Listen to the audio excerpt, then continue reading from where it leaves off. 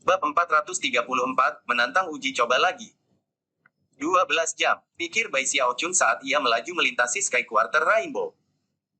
Pada saat ini, urat nadinya berdenyut-denyut, dan dia tampaknya siap untuk mempertaruhkan nyawanya dan bertarung sampai mati. Dia tidak bisa membiarkan Big Fatty Zhang mati, atau teman-temannya yang lain.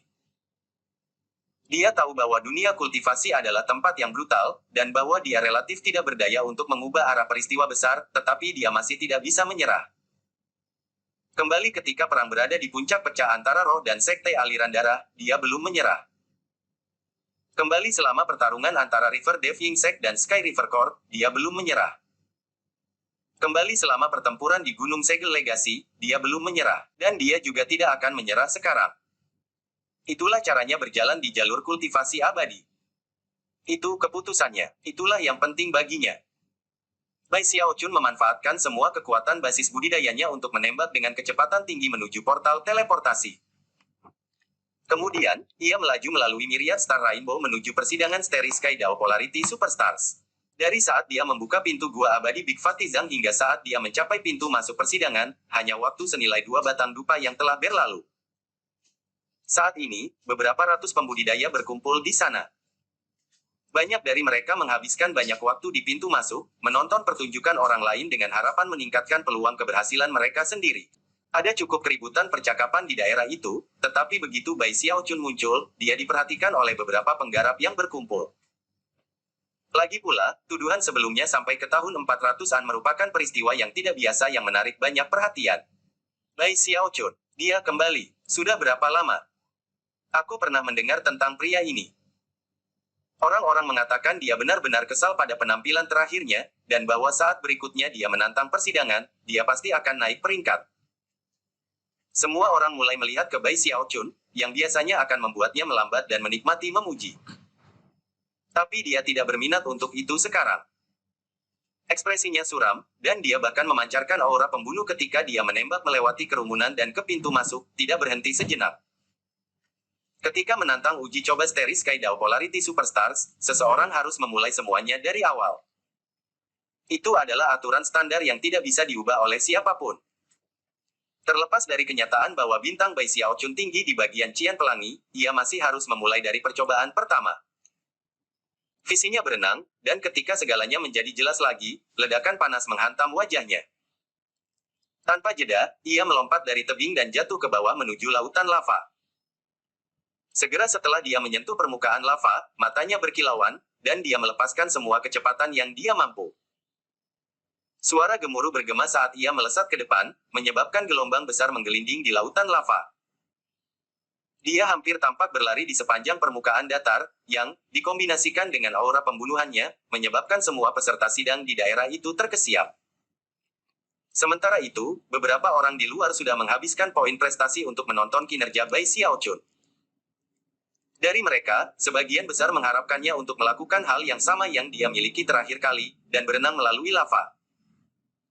Oleh karena itu, adegan yang diputar sekarang menyebabkan hati mereka berdegup kencang, dan hampir seketika, orang-orang mulai berteriak kaget. Hal itu pada gilirannya menyebabkan lebih banyak orang mulai mengawasinya menantang persidangan. Dia melakukan sesuatu yang berbeda dari yang pertama kali. Dia benar-benar berlari di atas lava.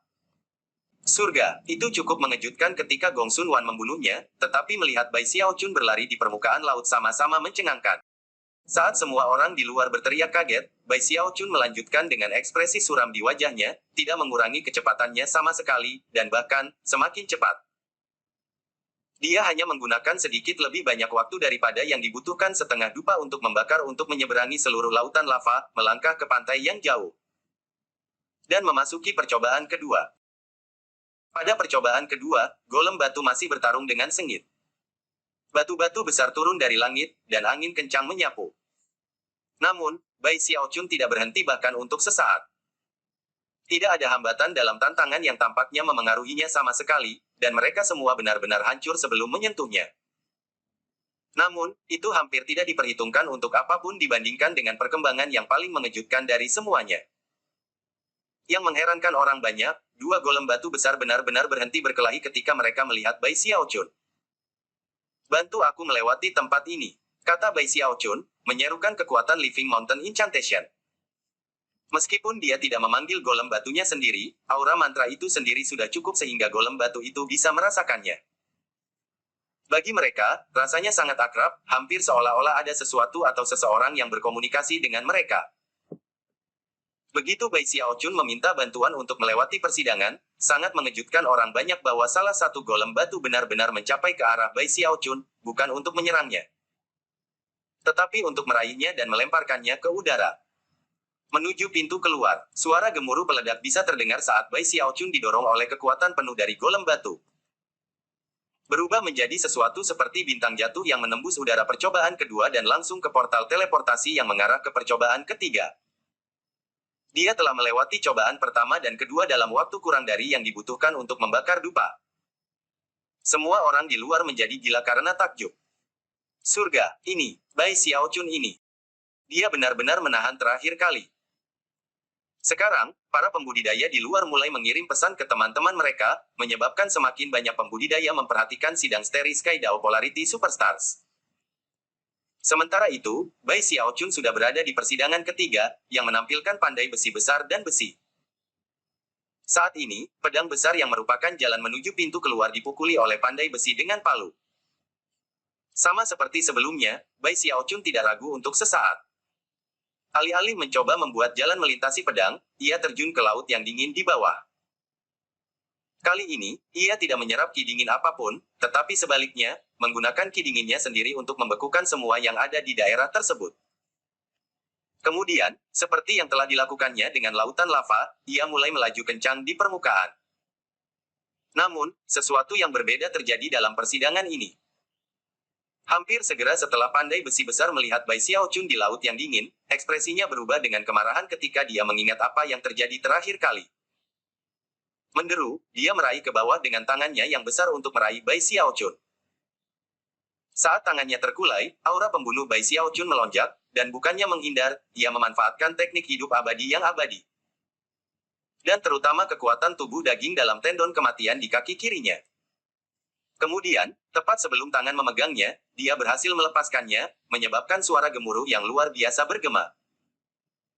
Darah menyembur keluar dari mulutnya dari kekuatan, tetapi dia berhasil memanfaatkannya untuk mempercepat, dan terbang dengan kecepatan tinggi menuju pintu keluar. Adapun tangan, itu berhenti di tempatnya, urat-urat yang membentang dari titik dampak tendangan tampaknya telah disegel. Tangan itu sementara dikunci di tempatnya, menyebabkan pandai besi mengaum dengan marah. Kemudian dia perlahan mengepalkan tangannya, menyebabkan banyak pembuluh darah pecah sebelum dia kembali bergerak. Namun, dalam waktu singkat itu, Bai Xiaochun menghilang ke pintu keluar. Sekali lagi, dia bahkan tidak menggunakan waktu yang diperlukan untuk membakar dupa. Sampai saat ini, ia berada di persidangan keempat. Pengadilan hijau memiliki jembatan petir. Namun, Bai Xiaochun tampaknya tidak terganggu oleh petir sama sekali, dan langsung melangkah maju dengan kecepatan luar biasa. Lightning menabraknya, tetapi dia tidak memperlambat sama sekali. Tidak peduli bagaimana petir membanjiri dirinya, kecepatannya tidak berkurang, dan dalam waktu yang lebih singkat dari yang dibutuhkan untuk membakar dupa, ia berada di akhir persidangan. Ketika dia menghilang ke pintu keluar, orang-orang yang hadir memandang dengan diam tertegun. Dia hanya menggunakan waktu senilai 2 batang dupa untuk melewati 4 percobaan pertama. Surga, berapa banyak yang dia tahan terakhir kali? Kecepatan ini luar biasa. Dia menghancurkan persidangan bahkan lebih dari Gong Sun Wan. Ini gila, dia sedang menuju ke pengadilan Qian sekarang. Terakhir kali, disitulah dia berhenti. Semua orang tampaknya berpikir bahwa ada sesuatu yang aneh terjadi pada Bai Xiaochun, tetapi tidak terlalu memikirkannya. Mereka semua sangat ingin tahu bagaimana nasibnya dalam persidangan Qian. Pengadilan Qian adalah dunia jiwa yang penuh dendam dan batu nisan yang tak ada habisnya. Begitu Bai Xiaochun muncul, asap Qian bangkit, dan jiwa-jiwa menakutkan yang tak terhitung jumlahnya muncul. Menatap Bai Xiaochun, mereka melepaskan teriakan yang mengguncang surga.